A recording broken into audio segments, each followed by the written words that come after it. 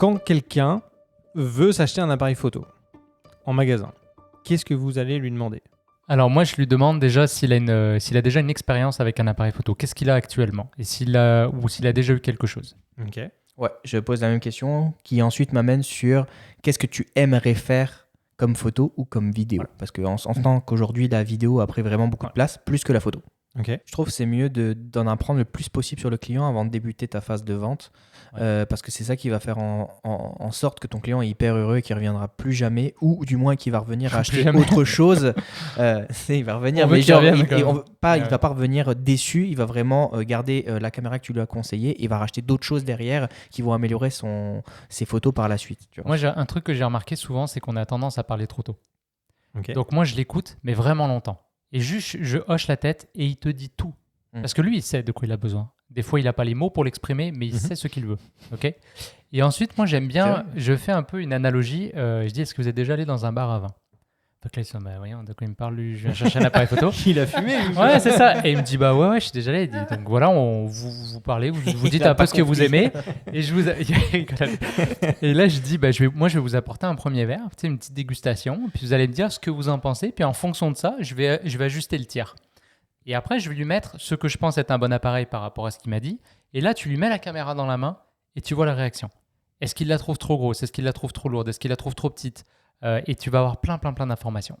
Souvent, tu fais mouche si tu as bien écouté ton client. Mais des fois, ça se peut que tu dis, le gars, il réalise, c'est gros quand même. Ok, parfait. Et là, bouf, la deuxième, t'es bonne. Après, tu as aussi les deuxièmes clients qui vont, eux, arriver et ils savent déjà, en fait, dans leur tête ce qu'ils veulent. Et ils veulent valider. Et en fait, ils veulent juste valider en fait, l'information avec toi. Je vais écouter mon client et ensuite, je sais déjà sur quelle marque je vais m'enligner. Soit je vais avoir une ou maximum deux marques. Il y en a plein qui vont s'éliminer. Et ensuite, je vais pouvoir descendre. C'est quoi les critères pour choisir la marque alors ? S'il y a un client, par exemple, qui est assez nouveau dans le milieu de la photographie et de la photo, admettons, déjà, il veut faire que de la vidéo. Je sais que je vais m'enligner sur une marque, Lumix, par exemple, qui sont très, très forts en vidéo. C'est les meilleurs en vidéo sur le marché. Donc là, c'est des biais personnels, en fait. Non, du tout. Non, pas du tout. Pas du tout. On le sait que Lumix, ils sont vraiment les meilleurs en vidéo. S'il y a quelqu'un qui va me dire, écoute, moi j'ai besoin d'avoir un autofocus qui est vraiment très très bon, le plus performant du marché, je sais que je vais partir chez Sony. Parce que Sony, on sait très bien qu'ils ont le meilleur autofocus du marché. Et après, c'est la première fois que je t'entends dire du bien de Sony. Et ensuite, si tu veux, quand il y a des personnes qui vont dire, j'ai besoin de quelque chose de très facile dans les menus, très genre si je le passe à ma fille qui va comprendre, etc. Tu sais que tu peux aller chez Canon. Tu vois, Canon, c'est quand même assez facile d'utilisation. Et ils ont aussi un petit menu qui est un petit peu plus enfantin. Encore aujourd'hui, avec les nouveaux... le petit menu, tu peux l'avoir pour les enfants. C'est très simple l'utilisation. C'est des gros logos avec un fond blanc. C'est très simple et tout. Donc franchement, tu l'orientes vers Canon. Et après, il y en a, ils vont te dire, je préfère ça, je suis plus professionnel et tout. Après, si tu les orientes vers d'autres endroits. Et c'est comme ça qu'en fait, tu sais vers quelle marque aller déjà.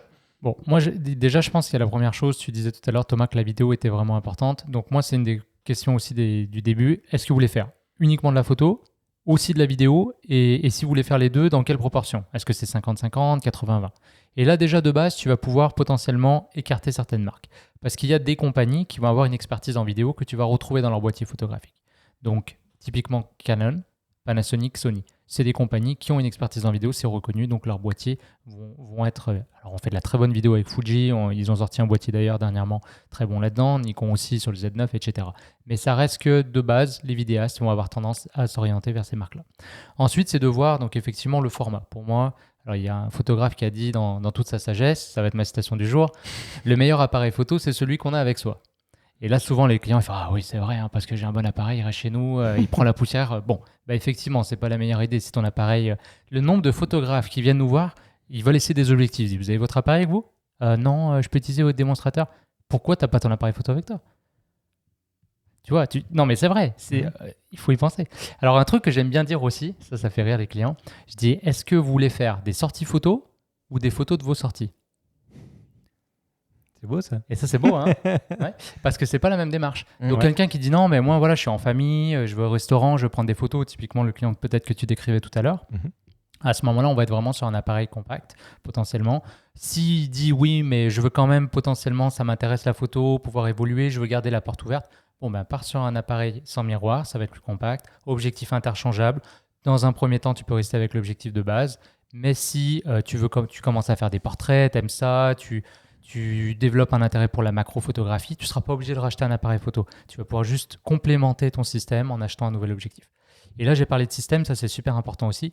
Quand un client achète un appareil objectif interchangeable, il ne faut pas juste qu'il pense au deal du moment. C'est-à-dire, j'ai un super bon prix par exemple sur la Panasonic, essaye de prendre un pas de recul, et nous on est là pour ça, et tous les conseillers généralement ça va être leur travail, de dire essaye d'évaluer l'écosystème dans lequel tu t'engages. C'est un peu comme un mariage. C'est ça. Parce qu'après ça, tu vas avoir des objectifs qui vont être disponibles, et des fois peut-être qu'il y a un objectif en particulier que tu voudrais, est-ce qu'il va être dans le budget, que tu seras prêt à dépenser un jour pour ça, etc. etc.